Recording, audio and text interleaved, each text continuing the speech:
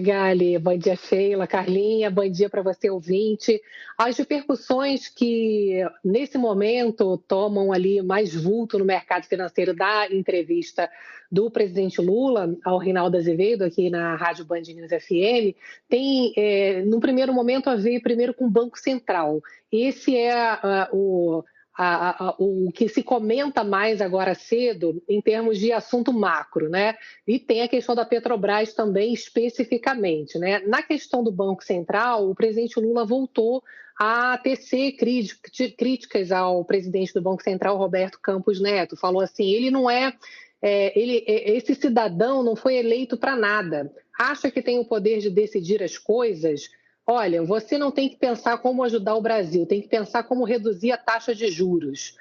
E aí você vê, então, ele novamente elevando o tom em cima do Banco Central por conta dessa pressão de juros.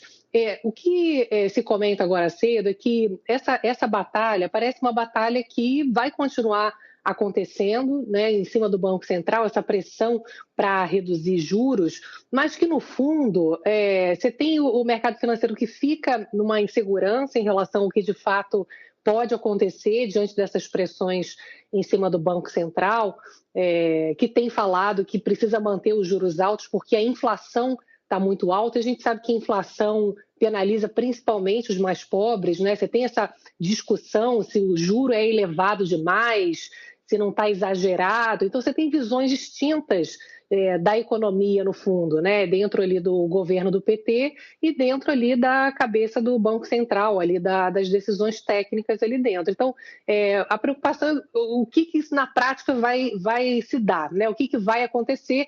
E, no fundo, você tem essa insegurança que já gera uma série de efeitos para o nosso bolso, né? Porque essa briga pública, por exemplo, novamente elevou os chamados juros futuros, que não é a taxa Selic, é quanto que os investidores pagam para financiar a dívida do Brasil, e é esse juro de mais médio prazo que é referência para os bancos emprestarem dinheiro, se a gente precisa tomar crédito. Então, você acaba gerando, no fundo, um encarecimento de crédito, você dificulta. As expectativas de inflação também acabam piorando, e aí acaba que o Banco Central fica numa situação de maior dificuldade para cair juro. O argumento agora do governo é que eles reoneraram os combustíveis, melhoraram as contas públicas e que isso seria um motivo para, inclusive a própria Simone Tebet ontem, né, ministra do Planejamento, falou que espera que o Copom leve em consideração esses avanços fiscais e tal. E, no fundo, você tem ali uma pressão que já aconteceu no passado, lembra?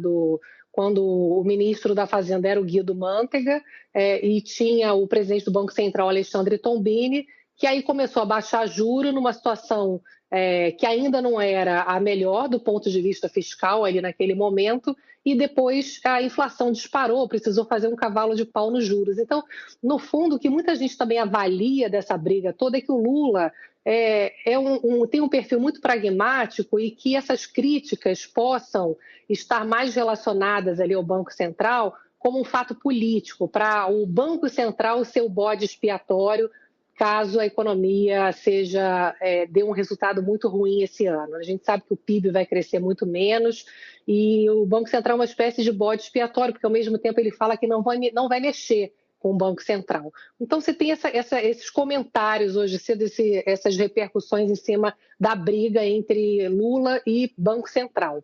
E o segundo ponto que você falou, Megali, da Petrobras, né? Ele fala de novo aqui em relação à Petrobras, critica a distribuição de dividendos, diz que é uma loucura o que estão fazendo com os dividendos. A Petrobras não é um patrimônio apenas das pessoas que são acionistas. A Petrobras tem que fazer investimentos.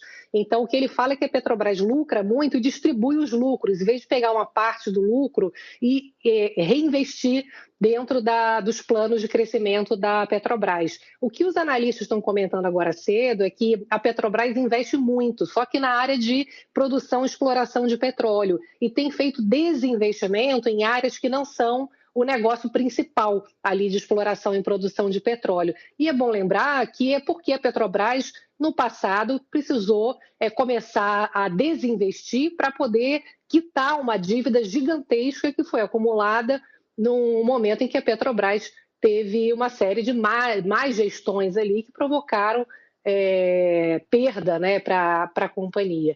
Então, você tem ali uma preocupação, o presidente da Petrobras dizendo que vai rever a atual política de preços, mas que isso não significa causar prejuízo para a companhia. Então, tem muito ruído ainda, né? Ninguém sabe exatamente o que vai acontecer, se fala que não vai ter interferência política na Petrobras, mas é tanto ruído e o tom das críticas de forma tão pesada que fica realmente um sentimento de insegurança que certamente vai pesar hoje aí ao longo do dia no mercado financeiro. Aguardemos. Estamos aqui na contagem regressiva. Ju, bom fim de semana para você. Daqui a pouquinho você volta no meio do dia. Um beijão. Um beijão, bom fim de semana.